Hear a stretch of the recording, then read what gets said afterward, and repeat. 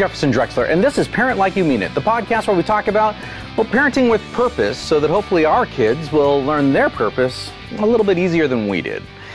And this week, here's a little intimate personal insight into my early childhood. My mom and my birth father were married. 3 years into their marriage, they had me. But soon thereafter, things got rocky and he took off, leaving toddler me and my single mom high and dry.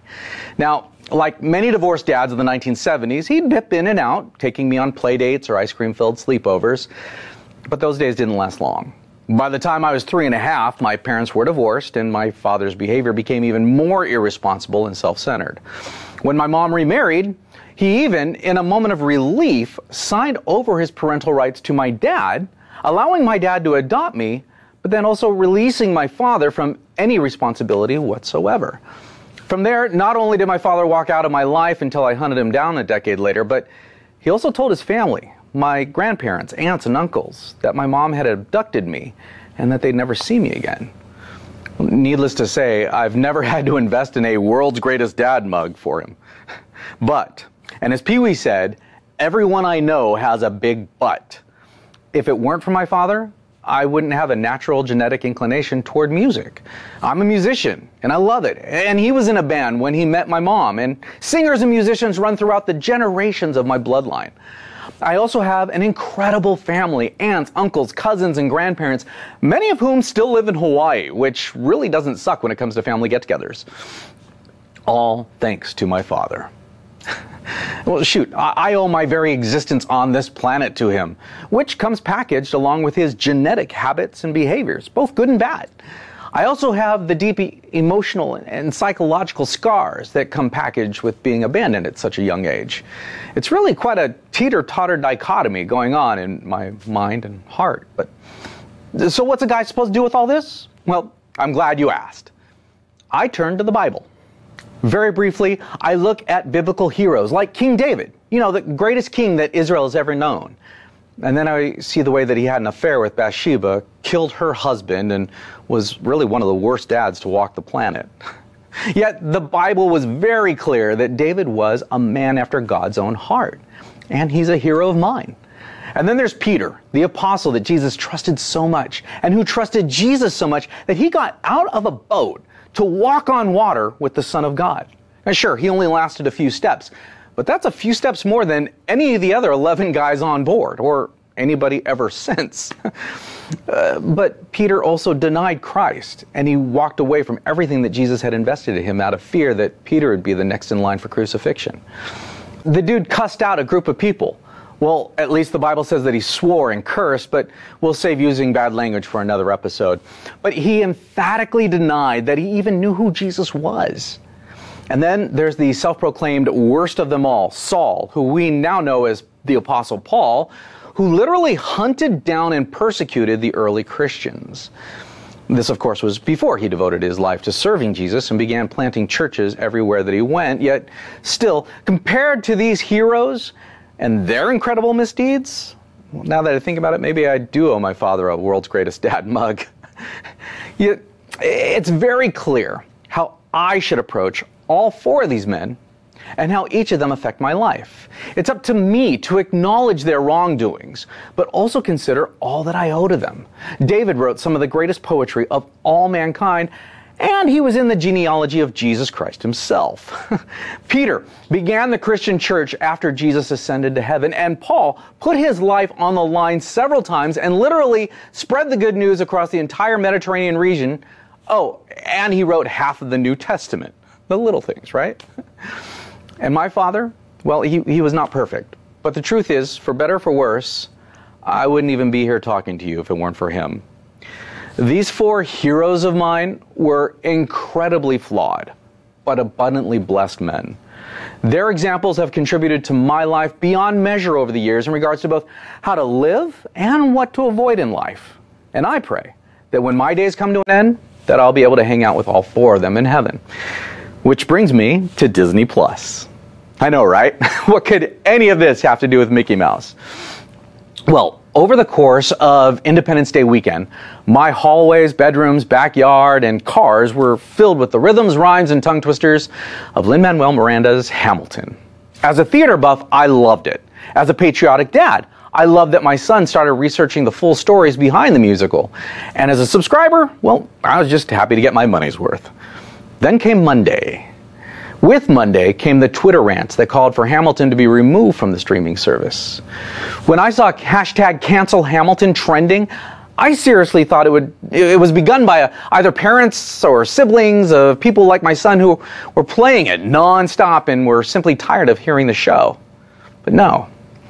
Apparently, we share oxygen and citizenship with a group of people who believe that because Alexander Hamilton, George Washington, and Thomas Jefferson owned slaves, their contributions to who we are today and the stories of the dilemmas that they faced while building the foundation of our country should never be told. Tear down the statues of them. Cancel the stories about them. The only thing that mattered about them was the fact that they owned slaves. Is this what we want to teach our children today? Is it our goal to raise kids who look at the people around us and from history and only allow the stories of the perfect to be retold, while anyone else who has a blemished record, despite the contributions that they brought to our collective society, they're just canceled? That's not my goal. Now, first off, let's state the obvious. I'm as anti-slavery as is humanly possible. In fact, in all my years, I've never met anyone who disagreed with me. I've not met a single soul in my entire sphere of influence over the course of 5 decades who's ever been pro-slavery. Neither do I come from any position of privilege. I grew up in a mobile home in Cucamonga. I knew that my friends were real friends because they'd still come over for dinner and a sleepover, despite the fact that my home was located adjacent to a dumpster and we were having hamburger helper for dinner. And no, racism has no place in my house. We have cared for children of all colors, languages, and predicaments over the years. And when I say we, I mean me, my wife, and all 4 of our kids, loving them as our own family with the singular purpose of showing God's love to them and their parents.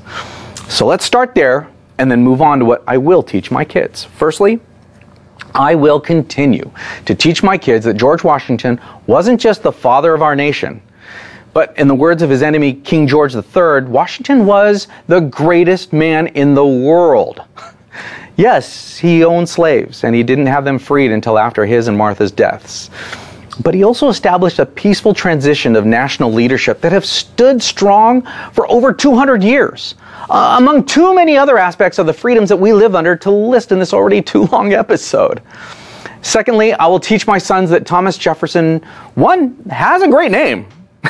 And secondly, Jefferson wrote some of the greatest words not included in the Holy Scriptures when he said, "We hold these truths to be self-evident, that all men are created equal, and that they are endowed by their Creator with certain unalienable rights, that among these are life, liberty, and the pursuit of happiness."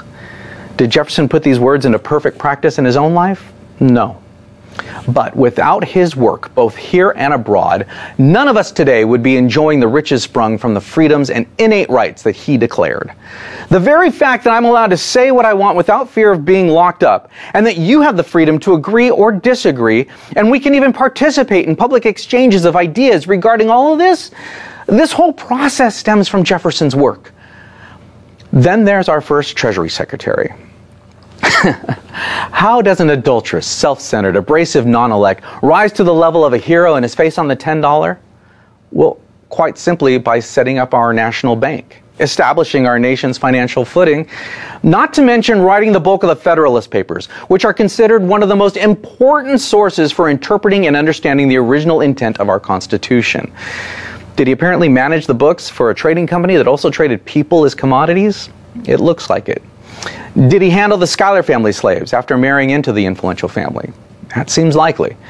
But Hamilton became an avowed abolitionist, believing in racial equality and publicly stating that slaves, quote, natural faculties are as good as ours, which was very, very much unlike many other white leaders of his day. Now, if you find these men problematic, the hard truth is that it's you who has the problem, not them. Every person, save one, who has ever lived, they've sinned. Or by using today's vernacular, have exhibited problematic behaviors. As a culture, we need to learn how to boldly and bravely realize that we live with people who we may find different, even wrong, even problematic. And then we need to move on. People such as our founding fathers, my biblical heroes, or even my father cannot hurt you, no matter how problematic their misdeeds may have been. So here's the bottom line.